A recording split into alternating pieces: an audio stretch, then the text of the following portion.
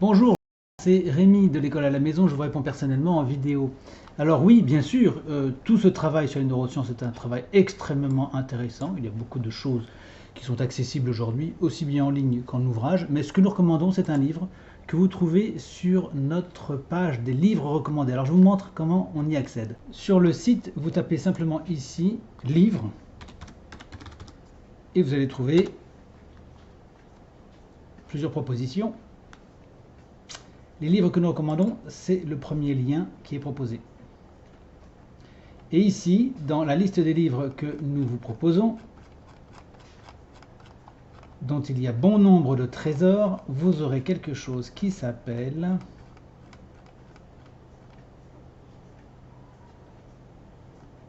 laissez-moi regarder.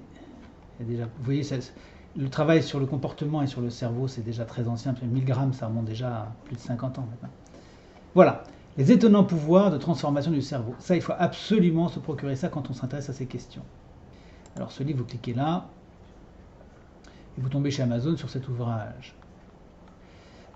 C'est très remarquable parce qu'il nous explique l'élément fondateur de toute espèce de réflexion dans ce domaine qui est la plasticité du cerveau. Et ceci va extrêmement loin, puisque Norman Deutsch, l'auteur, explique qu'aujourd'hui il y a des spécialistes mondiaux de ces questions qui considéraient qu'eux-mêmes étaient des gens plutôt sots, assez faibles mentalement, quand ils avaient 13 ou 14 ans, ne sachant pas la différence entre le père de mon frère ou le frère de mon père, par exemple, ou ne sachant pas lire l'heure sur une horloge à aiguille.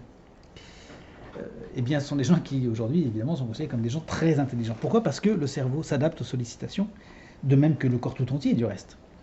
Et que si les sollicitations sont bénéfiques, on fait des gens tout à fait intéressants et brillants. De même, on peut faire des idiots parfaits en laissant des gens devant la télévision toute la journée, en leur donnant des chips à manger, ne faisant pas de sport, ne faisant aucune expérience, ne lisant rien. Hein, ça, c'est évident. Il y a des enfants qui démarrent sur les chapeaux de roue, qui sont des bébés brillantissimes. C'est des supermen des nurseries, hein, parce que ça, on voit ça beaucoup de super bébés. Contrairement à autrefois où les bébés étaient, paraît-il, d'après ce que disent les personnes âgées, plutôt assez tièdes. Eh bien, qu'est-ce que ça devient 18 ans plus tard? C'est la question qu'on peut se poser, avec l'école et avec la malbouffe, ou une alimentation insuffisante, et puis l'absence de sollicitation, dans lesquelles je mets aussi l'alimentation, parce que je considère que les sollicitations, c'est l'ensemble des choses que vit l'individu. Eh bien, si les sollicitations sont mauvaises, néfastes ou pas suffisamment pertinentes, l'enfant sombre. Au contraire, un individu qui est plutôt, disons, anodin, pas très intéressé, pas très ouvert, pas très développé, peut parfaitement devenir quelqu'un d'extraordinairement lumineux, brillant dans son domaine. Il y a des expériences sur ce sujet qui sont très convaincantes.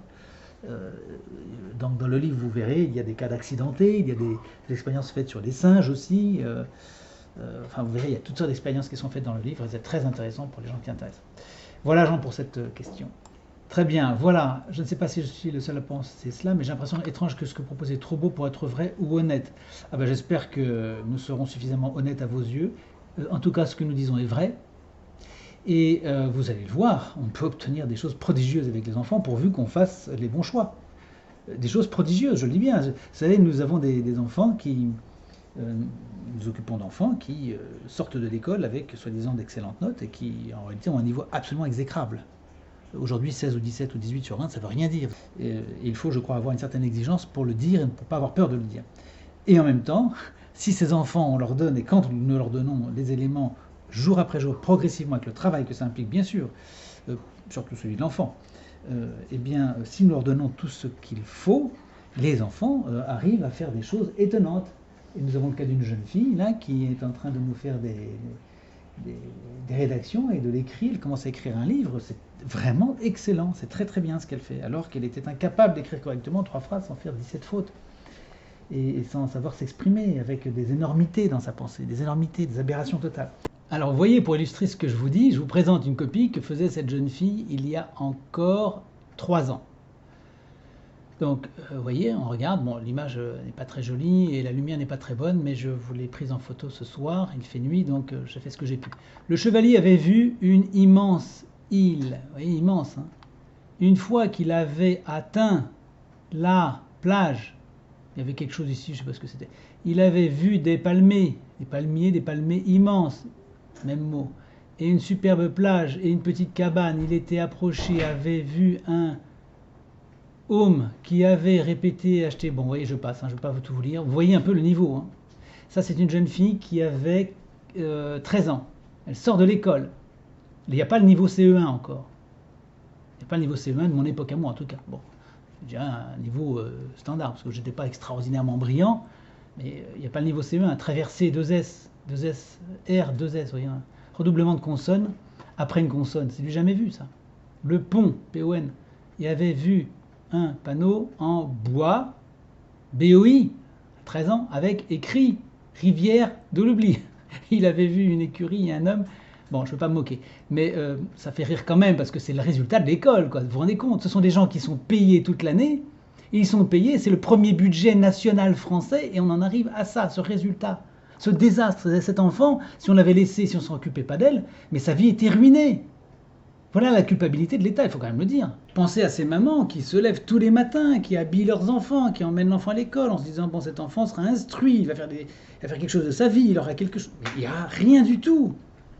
C'est le chômage directement, il n'y a rien. Qu'est-ce que vous voulez qu'une enfant qui n'a pas d'orthographe, d'idées, de grammaire, qui n'a rien, comment voulez-vous? Alors ne parlons même pas de l'histoire, je ne vais pas vous parler de l'histoire des langues étrangères ou autre chose, mais si la base des bases, qui est le français, sa langue natale, n'est même pas un petit peu su, que voulez-vous qu'elle fasse? Donc ses parents ont une confiance, ils emmènent l'enfant, ils dépensent de l'argent pour ça, ils prennent la route, ils dépensent 0,80 centimes euros du kilomètre, donc ils vont faire des kilomètres, ils dépensent de l'argent pour leur enfant, pour rien, pour une imposture, pour des gens qui ne font pas leur travail, avec un résultat qui sera celui qu'on connaît bien, c'est-à-dire le chômage, et puis une masse de gens qui n'ont rien, et qui évidemment seront à la merci de n'importe quelle influence.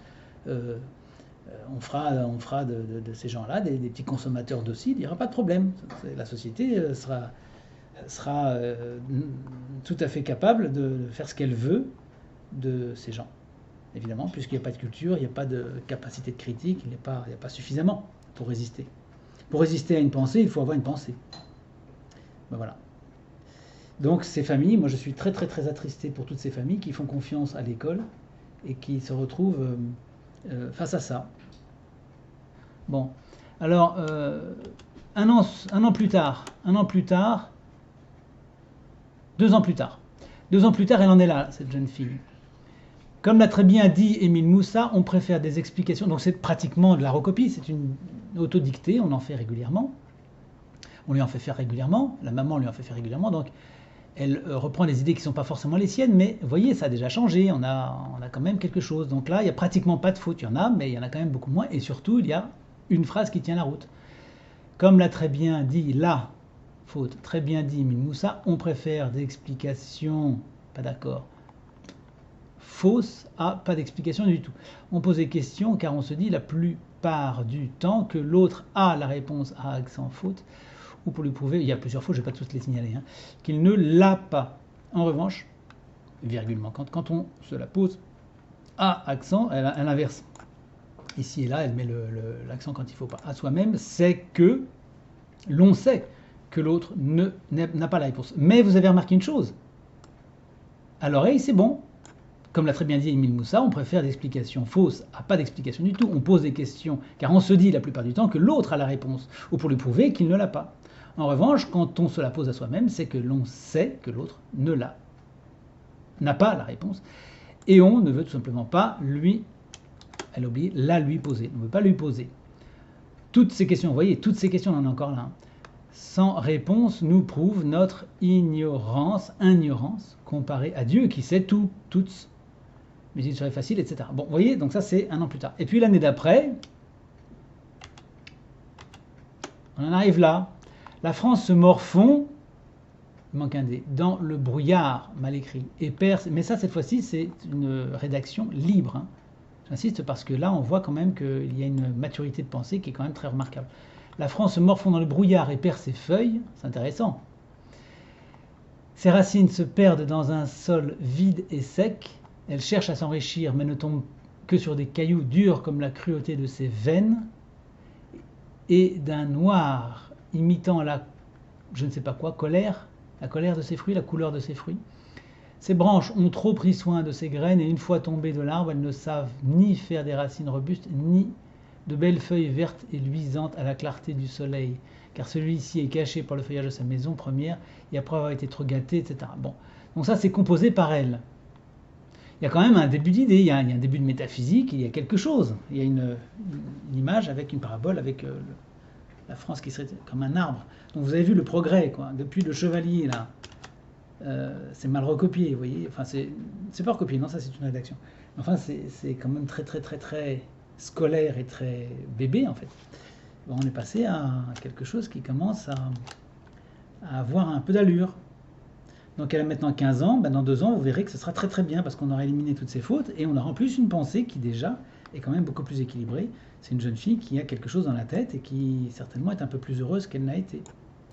Alors vous me direz en 2 ans, c'est peut-être pas beaucoup, mais pendant ce temps-là, cette jeune fille, en 2 ans, eh bien, elle a fait le tour du monde, elle a beaucoup voyagé, elle était avec ses parents qui se sont expatriés, donc elle a beaucoup voyagé. Elle a appris l'anglais qu'elle ne connaissait absolument pas, ayant des 16 à l'école en France, elle était incapable de dire My name is ou I'm French.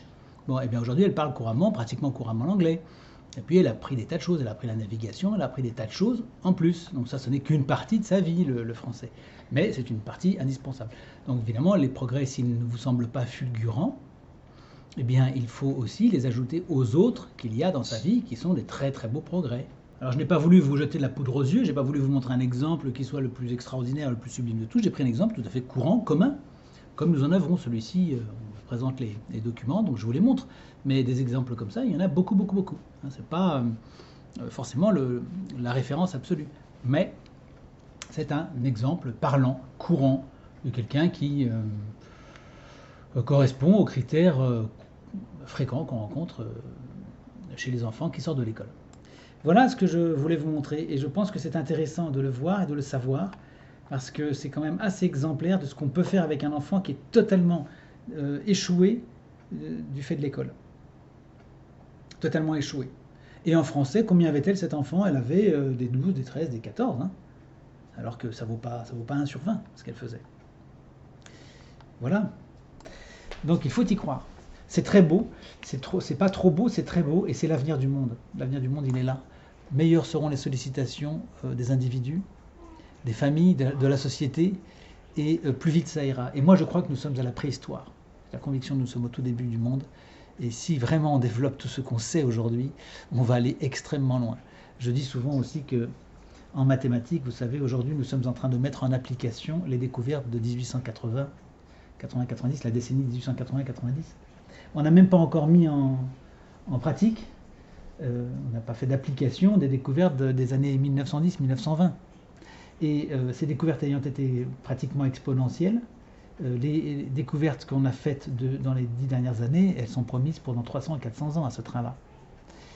Eh bien, ça veut dire que si on mettait simplement en application les découvertes des années 10 ou 20, aujourd'hui, il n'y aurait pas de problème d'énergie, il n'y aurait pas de problème de faim dans le monde, ni de soif, il n'y aurait pas de problème de logement, il n'y aurait pas de problème de chômage, tous les problèmes actuels seraient réglés. Et c'est vrai aussi dans le domaine des inventions, il y a des tas d'inventions qui ont été faites depuis 100 ans qui résoudraient tous les problèmes que je connaisse. Et pourtant j'en connais, je m'intéresse à tout, nous nous intéressons à tout. La pollution elle-même, je travaille moi sur un très gros projet au-dessus de la pollution on peut la régler en moins d'1 an, sur la totalité de la surface de la Terre, avec la participation des hommes, hein, et sans chimie, sans loi, sans mesures répressives, sans gouvernement. Avec la bonne volonté populaire et une sollicitation adéquate, c'est-à-dire en n'espérant pas que les gens vont le faire parce qu'on leur demande. Hein. Donc avec de bonnes sollicitations, les gens courraient par eux-mêmes pour aller faire les choses. On peut de même amener les individus à faire des choses très remarquables dans la société, civiquement, citoyennement et tout ce que vous voulez, pourvu que les sollicitations soient les bonnes. Voilà Jean, à très bientôt, au revoir.